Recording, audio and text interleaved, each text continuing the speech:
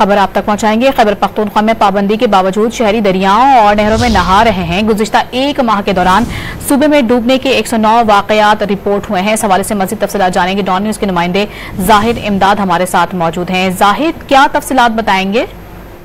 जी बिल्कुल, खैबर पख्तूनख्वा में शदीद गर्मी के बायस जहां दरियाओं और नहरों का रुख किया जा रहा है, तो वहीं पर डूबने के वाकयात जो है वो आए रोज सामने आ रहे हैं। इसके साथ ही बंदी के बावजूद भी एहतियाती तदाबीर न अपनाने के बायस ये वाकयात सामने आ रहे हैं। अब तक जो रिपोर्ट सामने आई है डॉन न्यूज को मौसूल हुए, तो उसके मुताबिक गुज़िश्ता एक माह में 109 डूबने के वाकयात जो है वो पेश हुए हैं।